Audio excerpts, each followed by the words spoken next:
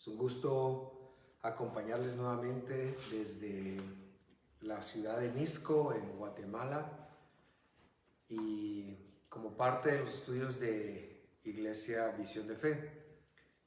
Estamos muy contentos de llegar hasta sus hogares en esta oportunidad. Gracias por acompañarnos. El tema que queremos desarrollar hoy es ¿qué pasó después de Pablo? Y la pregunta es, ¿por qué es importante saber qué ocurrió después de que la escritura se escribió? Y es muy importante porque tenemos que entender cómo la historia afectó la interpretación de lo que después vamos a conocer como cristianismo. Y como decía en algún estudio hace algún tiempo, mi intención siempre ha sido llegar a estudiar el Evangelio. Todos estos estudios que hoy llevamos el número 10 tienen como intención suprema el llegar a estudiar el Evangelio de la mejor manera. Así que hoy pues empezaremos con lo que ocurrió después de la muerte del apóstol Pablo. Sin embargo, como es mi costumbre, quisiera empezar con recordar un par de conceptos claves de la semana pasada. ¿Quién era Pablo? Pablo fue un judío de nacimiento y de fe que creció en una cultura greco-romana, que era ciudadano romano además. Ya dijimos que la ciudadanía romana fue porque su papá o sirvió en el ejército romano o financió las campañas del ejército romano del imperio. Yo me inclinaría a pensar en que podría ser la segunda opción, puesto que también Pablo, él en Jerusalén, él pudo estudiar a los pies de Gamaliel, ¿verdad? Y que es el último punto, un fariseo. Y no solamente un fariseo, sino como él mismo se llega a describir en alguna de sus cartas, fariseo de fariseos. Así que vimos un poquito la biografía del apóstol Pablo. Todavía no hemos entrado a propósito a discutir temas teológicos, aunque sí vimos un punto teológico la vez pasada que Pablo agrega, y es la salvación por gracia. No la agrega Pablo, esa la hizo Jesús, pero es Pablo quien, gracias a su trasfondo grecorromano, gracias a que él vivió en Tarso en su niñez, puede tener la apertura de mente, y Dios usa eso para que los gentiles, los no judíos, también puedan ser aceptos dentro de esta nueva comunidad que siglos después llegó a conocerse como la iglesia. Y para mí estas dos aportaciones de Pablo que están aquí, la salvación por gracia y la divinidad de Jesús, son sus aportaciones más grandes. Es decir, no que Pablo haya sido quien dispuso la salvación por gracia, sino es la persona que Dios usa para reconocerla. Así que mi intención hoy es seguir con la historia hasta que lleguemos a ver dónde la fe mesiánica, judío-mesiánica, toma el nombre de cristianismo, pero ya sin su elemento judío, ¿verdad? Ya fuera del mundo judío. Y bueno, Pablo empieza su ministerio más o menos en el año 39 después de Cristo, y termina su ministerio. Se cree que Pablo murió martirizado en Roma en el 66 o en el 67. No están de acuerdo todos los doctos en esto, no están de acuerdo. Algunos piensan que en el 66, algunos otros que en el 67, pero más o menos Eso significaría que Pablo tuvo un ministerio de 26, 27 años, más o menos, aparte de la preparación que él tuvo. Y en la primera carta de Corintios, capítulo 12, versículo 13, se menciona una escritura que quiero traer a colación ahora entre ustedes. Primero, recordar que la carta de los Corintios se sitúa entre el año 54 y 57, es decir, unos 15, 16 años después de que Pablo está en apogeo de su ministerio y va a cada sinagoga judía y les predica acerca de Jesús el Mesías y les predica a los gentiles que ahora son parte de Israel. Pero ahora ya le escribe a una de estas comunidades judío-mesiánicas, ¿verdad? Porque no podemos decir, aunque el nombre que leamos ahí es iglesia, no podemos decir que era una iglesia, sino era una comunidad que incluía mayoritariamente judíos que habían creído en el mensaje de Pablo, que Jesús era el Mesías, y algunos gentiles que empezaron a seguir esta fe y que se consideraban pues una comunidad de Israel. Así que entre el año 54 y el año 57, Pablo le escribe a los corintios y les dice: porque por un espíritu somos todos bautizados en un cuerpo. Y esto es lo que yo quiero enfatizar. Judíos o griegos, siervos o libres, y todos bebemos de una bebida de un mismo espíritu. En este momento histórico, cuando Pablo escribe esta carta, los judíos eran mayoría en este lugar. Y podemos ver que coexistían judíos, y cuando dice la palabra griegos, no se refiere a los de Grecia, sino la palabra griegos es a todos los no judíos, gentiles. Había una tercera palabra que definía a los bárbaros, pero los bárbaros eran personas que no vivían en el Imperio Romano. Así que más de 25 años después de que Jesús ascendió al cielo, Jesús está por todo el imperio en boca de Pablo, en comunidades que son mayormente judías, que son las congregaciones paulinas, pero que también hay muchos gentiles que empiezan a llegar y empiezan a ser la norma. Pues que estén llegando. Ahora, con el decreto de Jerusalén del año 50, el cual se narra en el capítulo 15 de Hechos, yo quiero que usted se ubique en esto y piense que ese decreto que permite que los no judíos entren a la sinagoga y que sean parte de la sinagoga, ya no que sean temerosos o prosélitos de la puerta, temerosos de Dios, sino que ahora entran a formar parte de la comunidad. Los hijos de estos gentiles empiezan a tomar esposas de los judíos, se empiezan a mezclar.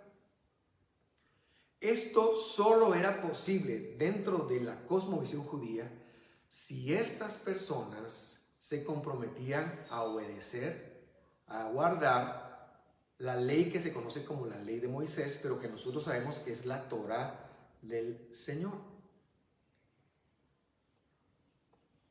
Todavía, entonces, empiezan a pasar los años y la década del 50 al 60 es una década de expansión, es una década en donde Pablo termina su tercer viaje y empieza su problema. Cuando llega a Jerusalén, es apresado, pasa un par de años en la cárcel, tiene que apelar a César y luego pasa más de 6 meses viajando hacia Roma.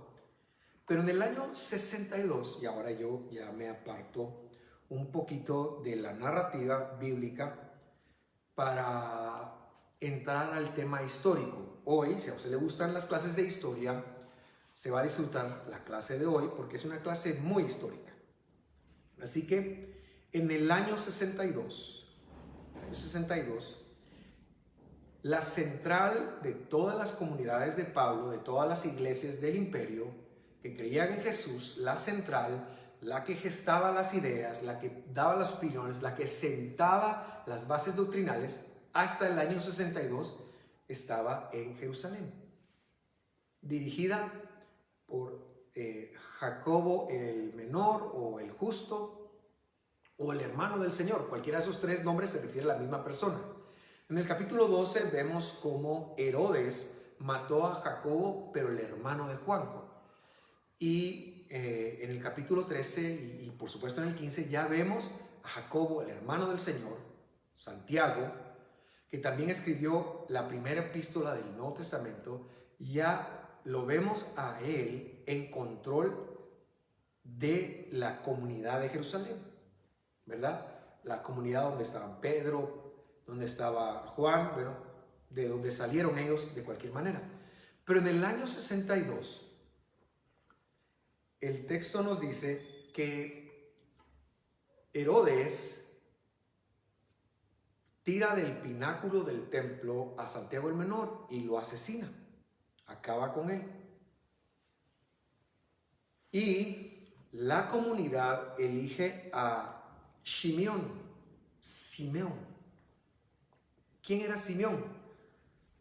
Simeón era un primo mayor que Jesús, primo de mayor edad, así que en este año él ya era una persona de unos 68, 69 años y se convierte en el líder de, lo voy a decir así ahora, de la iglesia de Jerusalén. Y ahora ya estamos entrando a un tema histórico. Este era un primo de Jesús. Y entonces logramos ver que hay una línea en la escritura, en el texto del Nuevo Testamento, que empezó. Algunas personas empezaron su caminar de fe con Juan el Bautista, ¿verdad? Algunos de los discípulos que después estuvieron con Jesús, luego vemos a Jesús que aparece en la escena y bueno, Jesús hace la obra y a él toda la gloria, él es Dios, pero de alguna manera él toma los discípulos de Juan y los desarrolla. Después de Jesús, quien toma es Santiago el menor. Repito, nunca el liderazgo de la iglesia de Jerusalén la tuvo Pedro, sino lo tuvo Santiago, el hermano del Señor. Así que este es primo, este es Dios, ¿verdad? Él es Dios y este es hermano de Jesús. Y ahora, Simeón, que es primo hermano de Jesús.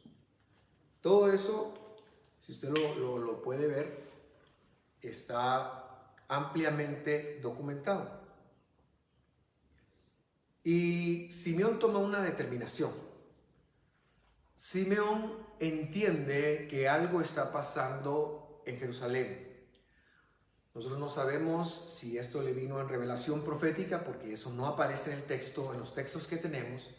No sabemos si fue una revelación del Espíritu Santo. Lo que sí sabemos es que la primera determinación de Simeón es tomar a todos los judíos de la iglesia, de la comunidad de Jerusalén, y llevárselos a Transjordania, es decir, al otro lado del río Jordán, a una ciudad que se llama Delia, que está del otro lado del río Jordán. A lo mejor él miraba que había demasiados celotes y que ahí iba a haber una guerra. A lo mejor fue intuición, o a lo mejor Dios le habló y le dijo, mira, aquí va a pasar algo, porque en el año 66, como vamos a ver dentro de un rato, empezó la guerra. Así que él prevía que habría guerra o había sido avisado, pero él toma el liderazgo del movimiento en el año 62 y se lleva a toda la gente a Delia del otro lado de Jordania. Y en ese entonces empiezan los conflictos y el contacto de Jerusalén, el liderazgo de Jerusalén, la dirección de Jerusalén se acaba. Por eso usted no ve más un liderazgo históricamente hablando, pues hubo otras ciudades, por eso vemos cartas ya en Éfeso, cartas ya en Galacia, cartas en Corinto y por supuesto en Roma, porque históricamente al irse de Jerusalén se pierde el contacto. Hasta el 62 hubo contacto, pero después del 62 se pierde el contacto con todas las demás comunidades que Pablo había formado y que de alguna manera habrían estado en un apogeo muy grande. En el año 66 sucede una cosa muy interesante. En latín, Gessius Florus, en español, Gessio Floro, procurador romano, hace una cosa muy interesante. ¿Quién era Gessius Florus? Gessius Floro es el Pilatos del año 66. Lo que Pilato estaba haciendo en Jerusalén en el año 33, en el año 31, 29 más o menos es cuando muere el Señor, cuando él asesina al Señor. Lo que Pilato estaba haciendo ahora lo estaba haciendo Gessius Floro. Él era el gobernador, procurador romano, y él toma una decisión muy costosa. Él entra al templo y mira que en el templo, primero viola el hecho de un no judío, de un incircunciso entrar al templo. Ya eso en sí es un gran problema. Había un rótulo en el templo, en la entrada del templo, en la entrada a la corte del templo, o sea, la entrada a la montaña del templo, que decía: prohibido el paso de gentiles o pena de muerte. Ahora, él, por complicidad con los saduceos, o bien porque tenía la legión romana de su lado, él entra al templo y se encuentra que en el templo hay no mucho oro, muchísimo oro de todos los judíos del imperio que lo han enviado porque eso es para Dios. El tema del diezmo, el tema de las ofrendas es algo que siempre ha estado vigente desde los tiempos de Moisés, bueno, desde tiempos de Abraham, realmente. Y si somos estrictos, realmente desde tiempos de Abel y de Caín. Gessius Floros entra al templo y se da cuenta de que el templo está lleno de oro. Y él pregunta: ¿este oro de quién es? Los judíos responden: este es el oro de Dios. Y Gessius Floro dice: de Dios nada, el oro del imperio es de Roma, es del emperador romano. Y toma la decisión de robarse el oro de Jerusalén, del templo. Y esa es una gota que colma la paciencia de los judíos. Se levanta una revolución. Se levanta por todo Judea una revolución. Y que tiene que salir junto con sus legiones romanas, escapando a Siria, porque no se podía más, y se declara en manos de los celotes o de los fariseos la independencia judía del imperio romano. Aquí es donde se acabaron los saduceos. El saduceísmo llega hasta acá porque ellos habían sido colaboradores de Roma, y ahora que Roma ya no está para protegerles, pues la protección se acaba y son brutalmente asesinados. Estamos hablando del año 66. En el año 66, entonces, esto está sucediendo en Judea. ¿Qué está sucediendo en Roma? En Roma ya está Pablo, ya está Pedro, pero ¿quién es el emperador de Roma? Nerón. Y Nerón escucha que Judea se ha levantado y piensa: ya van a ver los judeanos quién es Roma. Y toma a su mejor general más experimentado, y a los soldados mejores entrenados. El general, por cierto, se llamaba Vespasiano, y le encarga destruir el Estado judío. Por si fuera poco, envía más de 20,000 soldados altamente entrenados. Esto es en el año 66 y empieza la guerra, la primera de las 3 guerras judías. No sé si nos dé tiempo de hablar de las otras 2 el día de hoy, pero si no, que usted sepa que lo vamos a hacer porque tienen un gran efecto en cómo nosotros en el siglo XXI interpretamos la Biblia. Así que en el año 66 empieza la guerra y en el año 67, en un documento imperial, Nerón dictamina que todos, como castigo de la guerra que está sucediendo en Judea, que todos los líderes de las comunidades judías del imperio mueran. En el año 67. Se cree que ese año Pedro y Pablo murieron en Roma. Es muy probable, porque no tenemos documentación oficial, pero es mucho más probable que Pedro y Pablo hayan muerto por judíos, porque murieron a manos de Roma, que por la fe mesiánica que profesaban. Es decir, en ese momento Roma está en guerra con Judea y Nerón, que era una persona no cuerda, que era una persona violenta y que era una persona fuera de sus cabales, decreta que los líderes de todo el imperio, que sean judíos, tienen que morir, y Pedro y Pablo mueren en Roma. Es muy probable que murieron por ser, por haber sido judíos, líderes judíos. Ahora, muy bien, en el siglo IV, el ya emperador, y regresaré a esto, pero en el siglo IV, el entonces emperador de Roma, Constantino, es un nombre que usted, si es un estudioso de la Biblia, debe de buscar. ¿Quién fue Constantino? Constantino, y en algún momento podríamos llegar a hablar de él si se da el tema, pero Constantino es emperador a partir del año 324 y él hace muchas cosas, sobre todo formaliza el ya cristianismo como la religión oficial del imperio. Pero en el año IV, él quiere acabar en esa cristianización del imperio, él quiere acabar con una fiesta pagana que se recordaba en función de Rómulo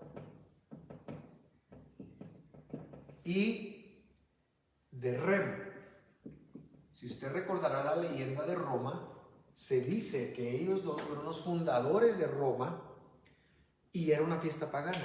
Y entonces él quiere acabar con esa fiesta pagana y toma la fecha de esa fiesta, 29 de junio, para decir que esa es la fiesta de Pedro y Pablo. Y por eso en el mundo católico celebran el día de Pedro y Pablo el 29 de junio.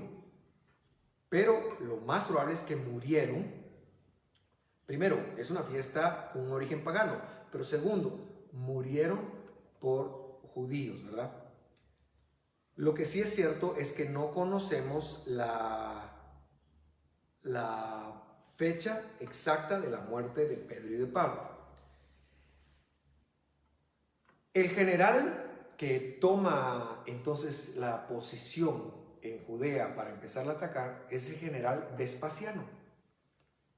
Y Vespasiano es un general experto en la guerra y él empieza a combatir en el año 66, 67, 68. Puede usted imaginarse las implicaciones de esa guerra. Pero en el año 69, Vespasiano es llamado a Roma y se convierte en emperador romano.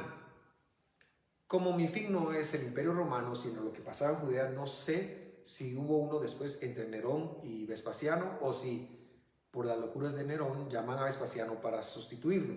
Pero la cosa es de que en Judea se queda a cargo de la campaña militar Tito, quien es hijo de Vespasiano.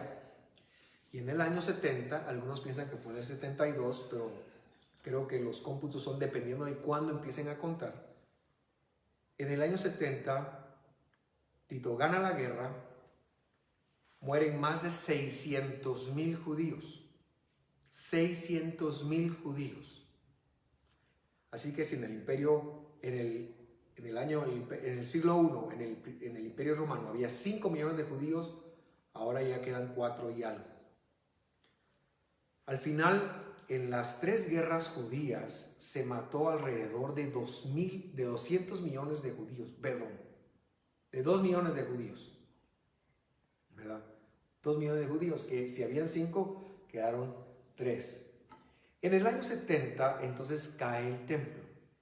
Y esto es muy importante, porque en los evangelios el Señor Jesucristo había profetizado este día como un día del fin del mundo, como un día de un tiempo de dolores. Y esto hay que entenderlo. ¿Por qué razón? Porque el templo fuera saduceo, fariseo o la rama judía que fuera, pero el templo que había estado en pie más o menos desde el 515 antes de Cristo, es decir, casi 600 años, era el lugar que ellos atribuían la presencia de Dios. Era el lugar donde se ofrecían sacrificios, era el lugar del perdón, era el centro espiritual del mundo. Jesús ha predicho esto de tal manera que aún el judaísmo hoy en día anhela la reconstrucción del tercer templo. Y yo me sospecho que cuando el Mesías regrese, Él va a ser el tercer templo, Él va a ser el templo. No creo que veamos un tercer templo. Así que si usted oye de que ya se está levantando, si usted oye de que hay un movimiento para el tercer templo, eso es anti Jesús. No vaya usted a ponerse en función de eso. Jesús dijo que no iba a quedar piedra sobre piedra. Y hasta ahí llegó el sacerdocio por medio de muerte de animales. Y según explica el libro o la carta de los Hebreos, ese fue su fin, ¿verdad? Así que no tendremos más sacrificios. Cuando regrese Jesús, no se levantará un templo, no haremos sacrificios por mucho que los judíos quieran, no haremos sacrificios porque ya hubo un sacrificio perfecto por medio del cual no se requieren más sacrificios. Eso sucedió en el año 70 y eso empezó un problema muy grande para el judaísmo. Después de la guerra, y ahorita entro al problema del judaísmo, pero antes de entrar al problema que el templo dejó en el judaísmo o en la fe de Israel, me refiero a los rabinos judíos no mesiánicos. Después de la guerra, Simeón habrá regresado 72 o 73, decide que es hora de volver con toda la comunidad a Jerusalén y regresa con todos los judíos que habían creído y creían en Jesús como el Mesías todavía, regresan a Jerusalén. Hay un nombre, para que usted lo sepa, que se le da a esta comunidad que existió hasta el siglo IV, cuando la mamá del emperador romano llegó y los sacó de Jerusalén. El nombre que se le da a ellos es el de ebionitas. Los ebionitas, si usted lo busca en internet, es una rama de judíos que el catolicismo romano los tuvo por herejes, imagínense, porque a pesar de ser la rama original, tampoco creían en Jesús como Dios. Pero son los judíos que son los descendientes, por así decirlo, de la iglesia de Jerusalén. Ahora, esto genera profundas secuelas en el cristianismo, en la fe nuestra de hoy en día,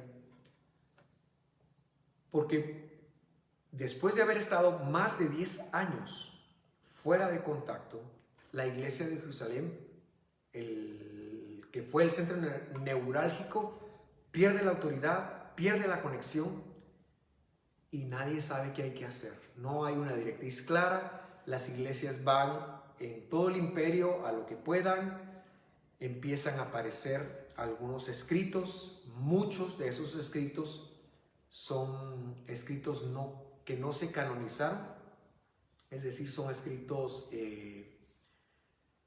tienen apócrifos que no les reconocemos una autoridad histórica, pero no podemos reconocerles una autoridad teológica. Pero lo que quiero señalar es que no se sabe qué hacer y el judeo-mesianismo que dependía de Jerusalén ahora va al sálvese quien puede. Pablo muerto, Pedro muerto, todos los demás apóstoles muertos con la excepción de Juan, y cada comunidad va a la deriva como es hoy. No podemos decir que la fe creyente de ese entonces estuviera organizada, sino que en cada ciudad, en cada sinagoga, la gente empezó a tratar de ver qué podía hacer, y como lo dije, aparecieron los escritos, aparecieron los evangelios, pero no aparecieron solo 4, aparecieron como 15 evangelios, aparecieron cartas de aquí, allá, cartas de Pablo, cartas de Tomás, cartas de muchas personas.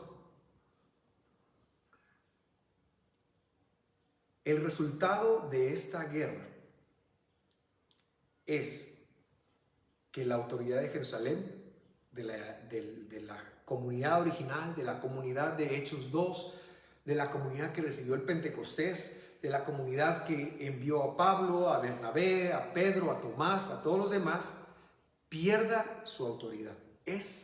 Por eso es importante que nosotros lo tengamos muy claro.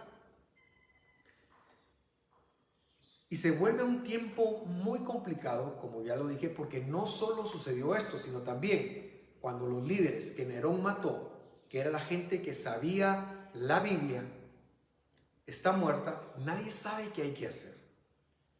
Y se empieza a dar una crisis teológica porque no tienen idea qué hacer. Y es aquí donde la Biblia empieza a interpretarse desde la Septuaginta, es decir, se empieza a perder la raíz del hebreo, porque ahora empiezan a haber en todo el imperio gentiles que no conectan hebreo, no hay líderes que les expliquen, y entonces empiezan a leer el Antiguo Testamento en griego, y como ya les decía a ustedes la vez pasada, esta traducción, como todas las traducciones, tienen algunos problemas. En el año 79, en Roma, muere Vespasiano y lo sucede Tito, su hijo. Voy a correr un poquito ahora para terminar con el siglo I. Si usted me da unos minutos más, quiero terminar con el siglo I para empezar con el siglo II en la próxima clase. Así que Tito gobierna solamente un año.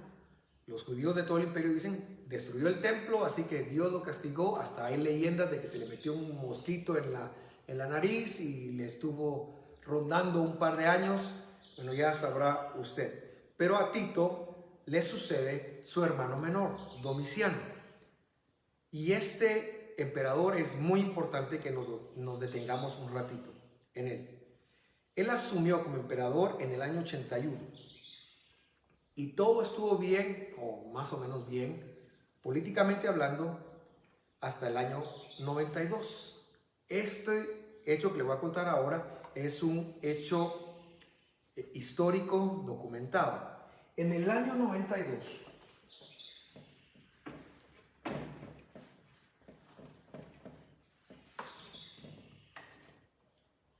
después de Cristo, estamos hablando 60 años después de la muerte y ascensión de Jesús. En ese año le llega información a Domiciano que en Judea hay sobrinos nietos de Jesús que se pueden levantar contra el imperio. Esto es muy importante que lo sepamos, porque lo que quiere decir es que siempre se le acusó a los judíos de la muerte de Jesús y los saduceos tienen una responsabilidad, pero Jesús fue juzgado y fue tratado como un romano por el problema mesiánico, para que nosotros comprendamos que los judíos del primer siglo esperaban un Mesías militar y lo que vino fue un Mesías salvador, salvador del ser, el que nos vino a dar la vida eterna. Y sin embargo, el hecho de ser un Mesías a Roma le llama la atención. Él oye eso y manda a llamar a los sobrinos nietos de Jesús que vivían en Galilea. Y ellos llorando vienen y le dicen: nosotros no nos queremos revelar para nada. Lo que quiere decir que la muerte de Jesús está relacionada a un problema político, pero también que ese problema político histórico Dios lo usó para nuestra salvación. En el año también, 92, le llegan rumores a él de que hay parte de su familia que se ha convertido. ¿Se ha convertido a qué? Se convirtieron a un grupo de judíos que creen en Jesús como el Mesías. Y eso para él representa un problema, porque ahora este mensaje que probablemente una comunidad romana que Pablo fomentó, que Pablo alimentó, sea la responsable de que la familia de Domiciano se ha convertido. Domiciano llama a su primo y a su prima Clemente Fabio y Domitila, y Flavia Domitila, Clemente Flavio y Flavia Domitila, perdón por los nombres, parecen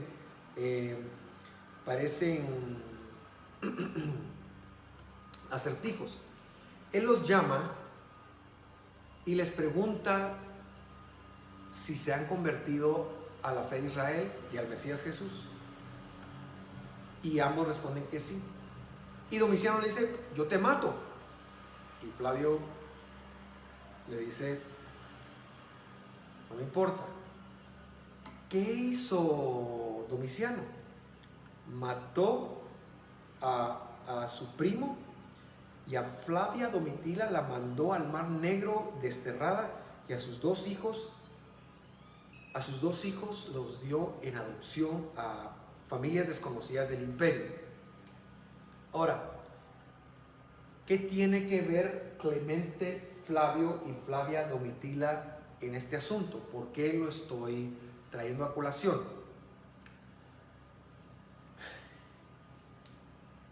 Porque en el Santoral Católico, que es el registro que nosotros tenemos de lo que pasó en la iglesia primitiva, estas personas confesaron a Jesús como Salvador.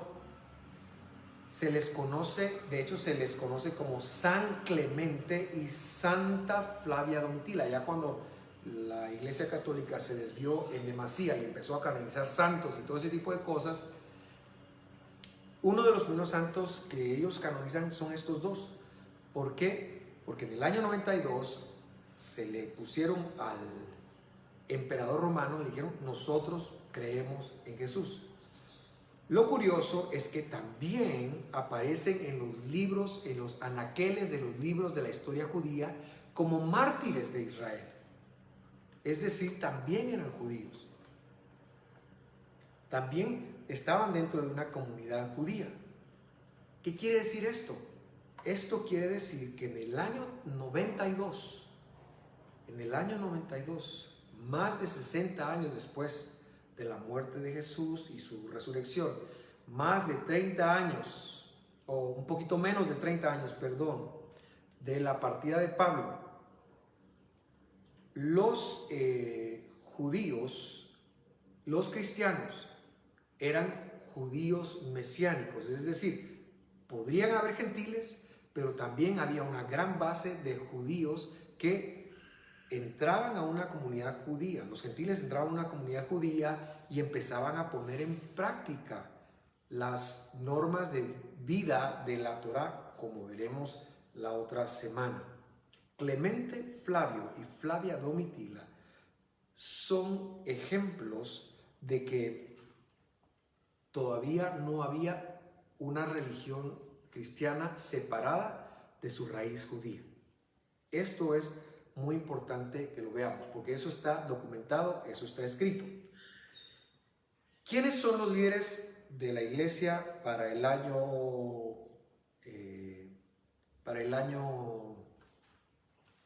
92, para fines del primer siglo? Y con esto voy a terminar, aunque me queda todavía otro poco del siglo I, pero lo retomamos la próxima semana.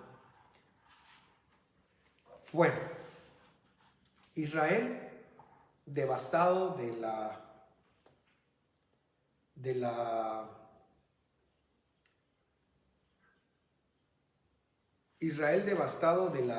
guerra del 70, tiene que reinventarse. Quizás es mejor que lo deje aquí porque voy a entrar a un tema que me va a tomar unos 10 minutos. Entonces prefiero dejarlo acá y retomar sobre qué pasó con el judaísmo no mesiánico. Porque recordará usted que muchos de los judíos no se convirtieron a Jesús. Y creo que voy a retomar eso la otra semana del año 70 en adelante. Entonces quiero terminar con una idea. A fines del primer siglo, el cristianismo es un grupo de sinagogas que tienen una gran cantidad de judíos, una cantidad de gentiles, como lo veremos la otra semana, con el favor de Dios. Quienes dirigen todavía son judíos, son muy judíos. La dirección empieza a cambiar en el segundo siglo. Y no se consideran una religión aparte del judaísmo, sino se consideran una rama, una secta, dirían los fariseos, una de las sectas del judaísmo original, de la fe de Israel. ¿Por qué esto es importante? Porque en el siglo II, como lo veremos en futuros estudios, se genera toda la forma de pensamiento para tratar de dividir al cristianismo de su tronco y para tratar de quitarle la importancia de entender el Antiguo Testamento como lo que es, dando así a entender una mala comprensión del Nuevo Testamento. Yo lo quiero dejar aquí. Quiero decirle antes de terminar que si usted tiene alguna pregunta, nos la puede formular por internet, por un mensaje. Si usted tiene mi número, me la puede hacer llegar por WhatsApp, como sea. Si la deja en nuestra descripción de Facebook, intentaremos irlas contestando. Y mi idea es que usted vea cómo la idea, ahora, y el próximo estudio, cómo la historia afectaron de tal manera que influyeron en la forma de hacer teología. La historia siempre tiene eso. El día de mañana estaremos en la transmisión de nuestro servicio a partir de las 10 de la mañana. Yo le invito a conectarse por este mismo método de Facebook Live. Estaremos haciendo una transmisión desde Zoom, ¿verdad? Para que no podemos salir de casa ahora y quisiéramos que usted nos acompañara. Yo quiero lanzarle una invitación para que nos pueda acompañar el día de mañana. Le agradezco por su atención, que Dios lo bendiga, que esté muy bien. Nos vemos la otra semana.